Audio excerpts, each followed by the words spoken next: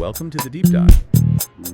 So today we've got a pretty unusual stack of source material. We're pulling from the mindset of NBA legend Kobe Bryant, the tactics of mentalists like Darren Brown, and then all the way over to academic research on nonverbal communication. It's a fascinating synthesis, isn't it? We have quotes on the Mamba mentality, but also research on things like, proxemics and kinesics. And psychological studies on control versus real rapport. Right, and frameworks for what makes the relationship last. It's quite a mix. What's the common thread here?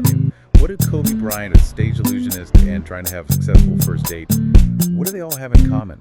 Well, it really comes down to the mastery of subtle moves and intentional influence. Okay, so that's our mission for this deep dive. We're going to unpack this to give you the tools to see the difference between a genuine connection, something built on a shared reality, and calculated control, the kind that's built on psychological misdirection. You need to understand the playbook to avoid being played.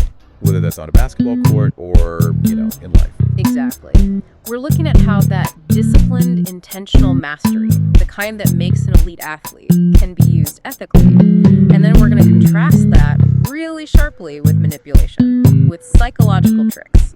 And we have to start with that code of personal power. Okay, let's start there. Let's begin with Kobe Bryant's Mamba mentality. What's so critical to understand, and our sources really emphasize this, is that he created this. The Black Mamba was an alter ego he built around 2003, 2004. Right, when he was at a low point. A really difficult time in his career and personal life. So this wasn't just natural talent, it was an engineered mindset. It was an archetype, a system he designed for victory. And those principles, they translate to mastery in basically any field. You can see the core pillars immediately. First, there's obsession. Which means what, exactly? It's breaking down the big picture into repeatable, measurable, micro-level steps. And second, there's relentlessness. Never settling for good enough. Never. Always pushing past what you think your limits are. It's the difference between doing the reps and doing the right reps, and then coming back tomorrow and doing them all over again. Okay, what else? The final pillars are resiliency, seeing failure as feedback, not an endpoint, and fearlessness. So having the courage to embrace a challenge and, ignore that paralyzing fear of failure, it's total commitment. But here's where I want to push on this a bit. The Mamba mentality is aggressive. It's about crushing the competition, a win-at-all-costs mindset.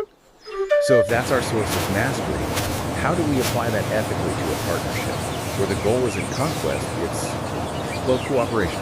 That is the right question. And the application isn't about using that mentality against your partner. It's about applying that same intentionality to the partnership. You shift from crushing the competition to mastering yourself and mastering the dynamic. Okay.